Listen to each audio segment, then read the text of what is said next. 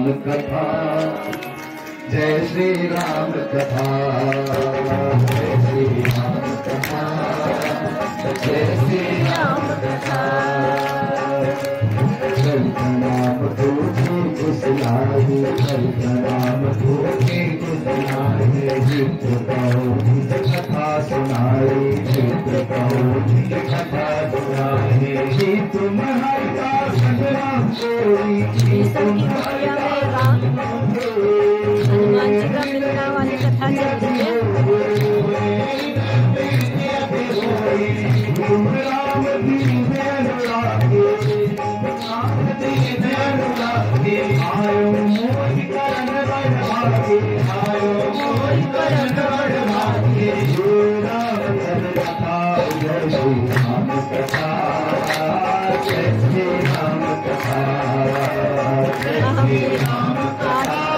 आठ दिन से राम कथा सुन रहे हैं। आनंद का वातावरण है।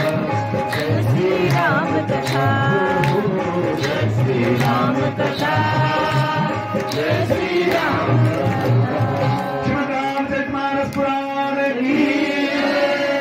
तो हनुमान जी ने भी राम जी की महिमा बाहर से गानी प्रारंभ की। राम नाम सुना तो विभीषण बड़े प्रसन्न होकर के, अत्यंत आनंद विवर होकर के हनुमान जी के को विप्र रूप में देख करके प्रणाम किया और प्रणाम करके पूछा, करी प्रणाम पूछे कुशलाए। प्रणाम करके कुशल पूछ रहे हैं, आप ठीक हैं? साधु संत महात्माओं से हम पूछे आप ठीक हो तो ये मर्यादा नहीं है। गुरु जी से हम पूछे आप ठीक हो, ये मर्यादा नहीं है। अपने से श्रेष्ठ साधु संत महात्मा वो हमसे पूछे कि हम कैसे हैं और वो स्वयं बताएं कि मैं कैसा हूं। लेकिन यहाँ विभीषण पूछ रहा है, कुशल श्रेष्ठ पूछ रहा है, आप ठीक है? क्यों भाई? मानो हनुमान जी को कहना चाहता हूं, प्रभु क्षमा करना, मैं आपसे पूछ रहा हूं कि आप कैसे हो, लेकिन क्या करूं, इस निशाचरों के समुदाय में, इस समाज में, लंका के भीतर अगर कोई राम नाम पुकार सकता है तो वो केवल विभीषण के पास परमिट है। केवल मुझे अधिकार है कि मैं यहाँ राम का नाम ले सकता हूँ, नहीं तो इन निशाचरों की सभा समाज में अगर कोई राम नाम लेता है ना तो ये लोग उसे बहुत कष्ट देते हैं। मानो इस मर्यादा में पूछ रहे हैं कि हे प्रभु कई प्रणाम पूछे कुशलाए, विप्र कहो निज कथा बुझाए। हे प्रभु आप कौन हो, अपनी कथा मुझसे कहिए कि तुम हरिदासन महु कोई, मोरे हृदय प्रीति अति होई। या फिर कि तुम राम, क्या कहीं तुम राम ही तो नहीं हो?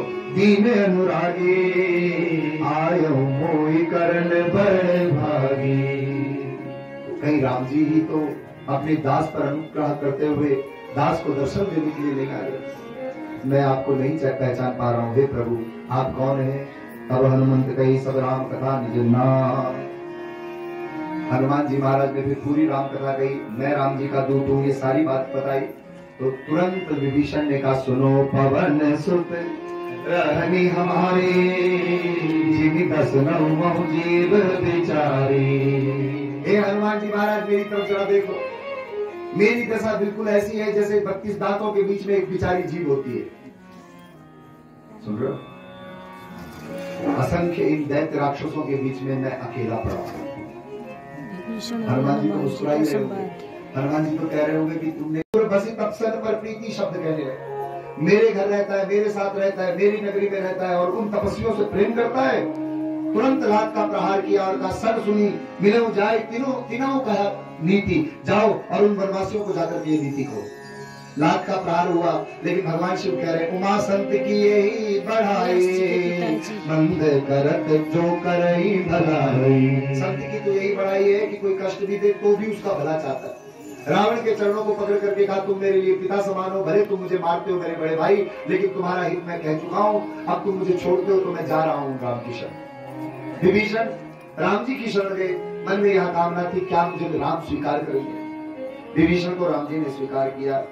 जब से रावण का त्याग करके विभीषण चले गए हैं, तब से वहां पूरी लंका अभागी सी हो चुकी है और इधर राम जी ने कृपा की तो अपने हृदय से लगा करके विभीषण को अपने भक्त के रूप में नियुक्त किया और समुद्र का जल लेकर के अभिषेक किया और कहा, जो संपत्ति शिव रावण ही कीन दिए 10 सोई संपदा विभूषण सकुच दीन रघुनाथ। भगवान शिव के चरणों में रावण ने एक एक करके अपने 10 शीश अग्निकुंड में आहूत किए और तब जाकर के प्रतिष्ठा, सम्मान, बल और लंका जैसे राज्य का अधिकार रावण को प्राप्त हुआ। लेकिन जो रावण को 10 शीश शिव चरणों में समर्पित करने पर फल मिला, वही फल विभीषण को अकारण ही भगवान राम ने उस पर कृपा करते हुए रावण की लंका का अधिकार भगवान ने अभिषेक करके लंकेश के रूप में विभीषण को सौंप दिया। राजा रामचंद्र भगवान की। किसी ने पूछा, प्रभु आप ये क्या कर रहे हैं? रावण अभी जीवित है और आप लंकेश के पद पर विभीषण को बिठाते हैं, लेकिन अगर विचार करो प्रभु, रावण ने आपकी जानकी को वापस लौटा दिया और आपके चरणों में आकर के अपने अपराध के प्रति क्षमा मांग ली, तो आप फिर क्या करोगे? क्योंकि आपने तो विभीषण को पद दे दिया है, तो फिर रावण को कौन सा पद दोगे? राम जी ने मुस्कुरा करके कहा, भैया मैं माँ की इच्छा से पिता के वचन का पालन करता हुआ 14 वर्ष के लिए वनवास आया हूँ। मैंने विभीषण को रावण का पद दिया है, लेकिन जिस अपनी अयोध्या को छोड़ करके मैं 14 वर्ष के लिए आया हूँ, अगर रावण मेरी शरण आएगा तो 14 वर्ष नहीं, आजीवन मैं वन में रहूंगा और रावण को मैं अपनी अयोध्या का अधिकार दे दूंगा, ऐसा अधिकार। लेकिन रावण तो आया नहीं था, विभीषण को अधिकार प्राप्त हो गया था। विभीषण से पूछा, हमें क्या करना चाहिए? विभीषण ने कहा, प्रभु आपके कुल के पूर्वज है समुद्र, आपको समुद्र के तट पर चलना चाहिए और समुद्र से विनय पूर्वक मार्ग मांगना चाहिए। लेकिन मंत्र या नया लक्ष्मण मन भावा, राम वचन सुनिया तो दुख भावा।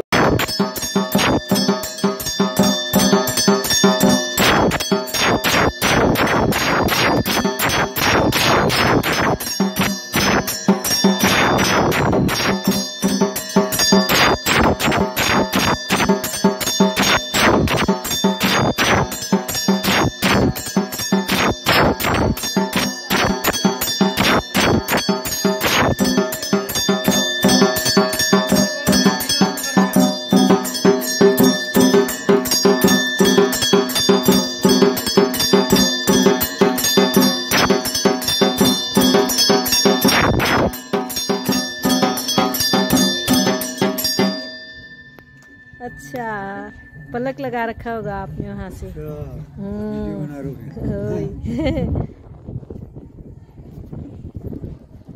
ये गंगनाथ मंदिर में राम कथा हो रही है। राम कथा के बाद सभी श्रोता अपने अपने घर को जा रहे हैं। आनंद का वातावरण हुआ है।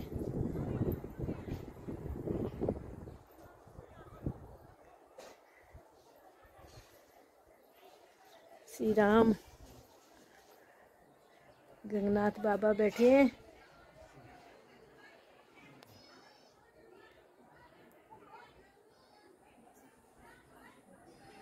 सबके जीवन में दातार ऐसे ही खुशियाँ भरना, अपने देश में, अपने इलाके में, अपने गांव में, अपने घरों में, सबकी ऐसी ही खुशियाँ बनी रहे।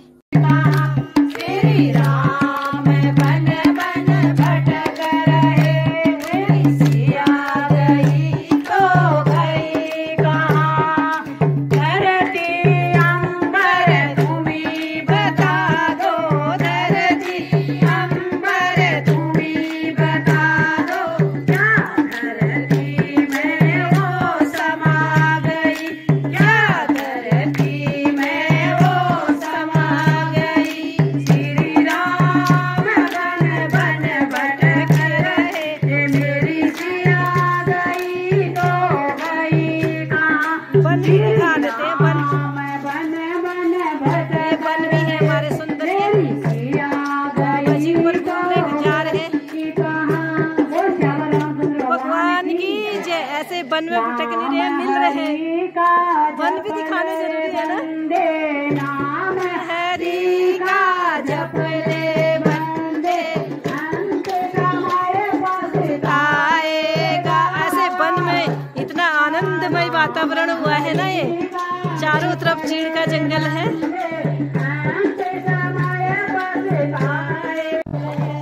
रुक रुक।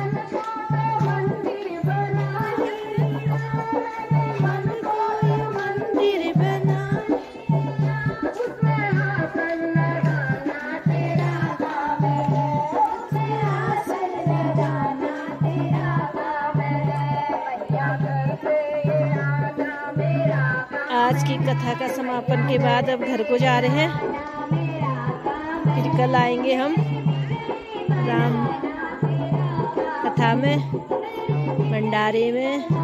जय सिया राम।